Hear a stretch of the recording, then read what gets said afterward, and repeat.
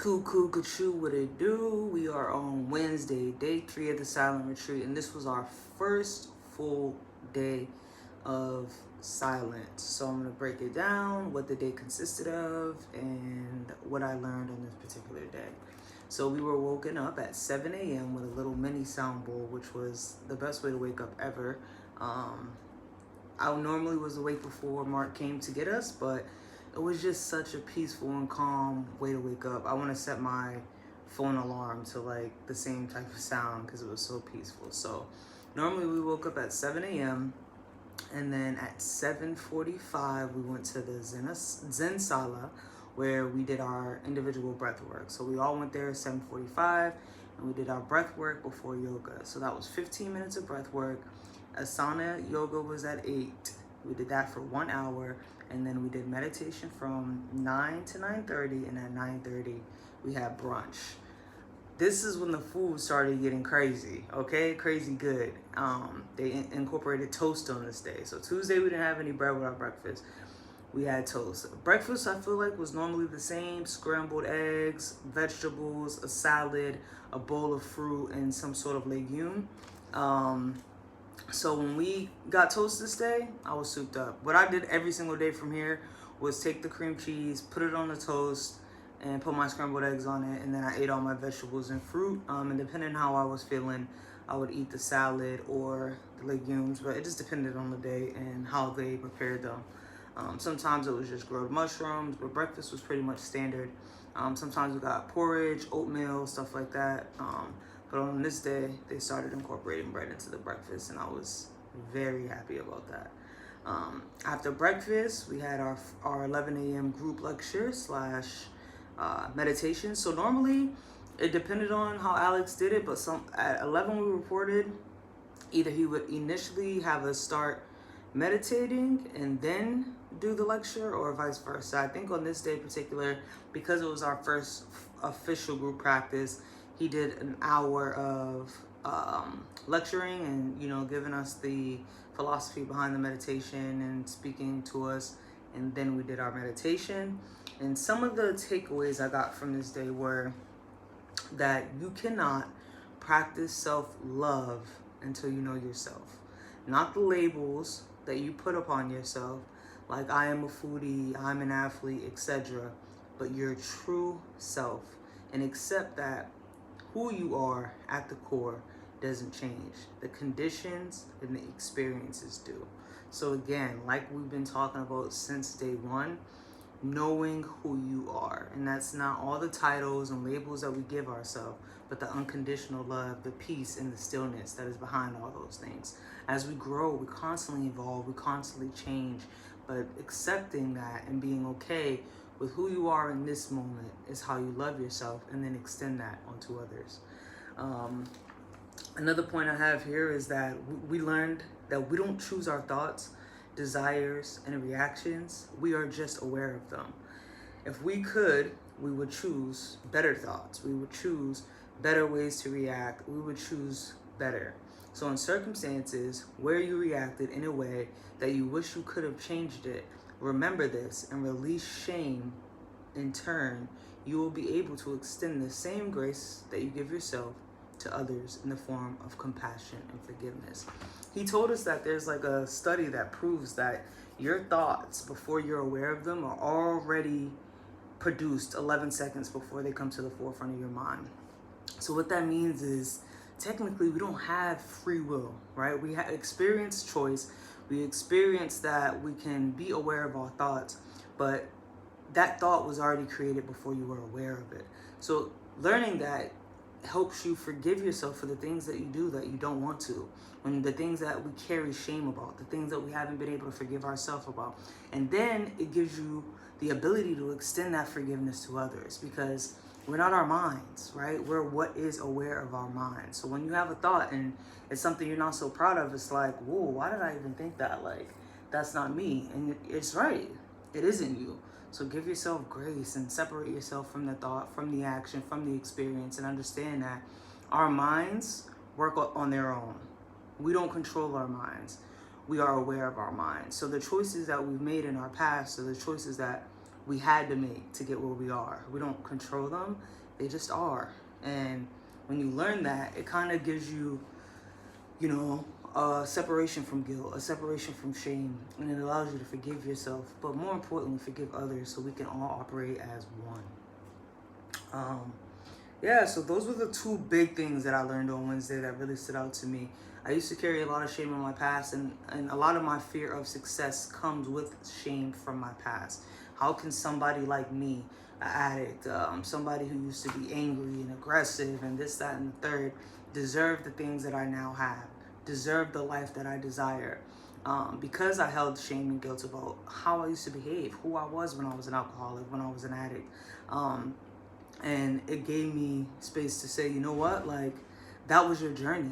You had to go through that so you could appreciate this. You had to suffer through that, experience that, so you can become aware of who you are at your core, and that's unconditional love. And I don't think I would have been able to fully appreciate that if I didn't go through what I went through, if I didn't experience the pain and the trauma and all the things that I had to overcome in my past. So releasing that and saying, I didn't know no better. You know, I was acting off survival mode. I was acting off instinct. I was acting off of how my mind was conditioned, what I seen as a child, how I was brought up. And now I'm able to forgive myself, but also it helped me forgive my mom. My mother was also an addict. She struggled with her mental health, and I used to be so attached to the idea that she's my mom. You're supposed to protect me. You're supposed to this.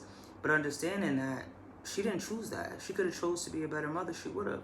She didn't choose that. Those were the conditions and the experiences that built up upon her before I even came into existence that caused her to act in the way that she did, in the manner that she did, so I could forgive her and understand that she too was just a soul, just a divine consciousness having a human experience, doing the best she could with what she had in that moment. So just be mindful of this. And then after we did this lecture and I took away these two key things, I cried during my meditation. So we meditated for about an hour, and I cried. At first I didn't understand why I was crying. I'm sitting there meditating and tears just start to flow, and I'm like, what's going on? Like, why am I emotional? But I realized for that moment, it was the first time in my life that I didn't have negative self-talk running rampant through my mind. I was so at peace with all these things that we were learning already that it made me feel like for once I could truly just be, right? When I came into the silent retreat, it was a gift. So I felt out of place. I'm like, do I even belong here? Like, this is something I could never afford. Not like in my mind, I'm telling myself that. But through my energy and the positivity that I was putting out in the world, the unconditional love that I was putting out in the world, I attracted somebody in my life that felt I deserved this as a gift. And I did belong there. And I was just as important as everybody else in that room. And for the first time in my life, I felt comfortable and belonging and loved and not judged and seen, but not by others, by me. And that made me very emotional, but in the best way possible. So after we had that, we did integration at 1:30. So from 11 to 1:30, we were with Alex. We did the lecture followed by the meditation, and then we have integration, which is where you take time to yourself to process everything that you learned, everything that he discussed, and not really try to analyze it or conceptualize it, but just sit with it and be with it. Because when you're learning all these things, it's so different from what we were taught, what we were conditioned to believe. So he gives us space to kind of sit with it. And I cried a lot during that time, just because it was a lot, you know. It was a lot. I was thinking about my biological father a lot, my mother, and just so many things came up for me. And it was a beautiful day, though. I think Wednesday was the most moving day for me. It was a beautiful day. Then after that, we met for a snack. This was my favorite food day. Snack, we had grilled sticky rice wrapped in banana leaves. So what they did is made the sticky rice. They put a piece of banana in the middle, put sticky rice around it, wrapped it in banana leaf, threw it on the grill. It was immaculate. Immaculate. Okay, I never had nothing like it. It was just, I could eat 10 of them. I ate 2 because I didn't want to be greedy. And I was sad when I seen at the end of the day, there was like 10 of them left over, but they had been sitting, and sticky rice doesn't sit well.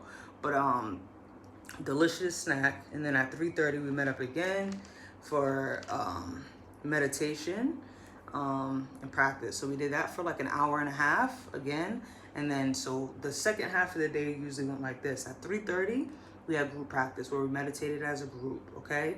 And then from 5 to 6:30, we did individual practice. So Alex had these cards with different meditation techniques that we drew from randomly. They were faced upside down.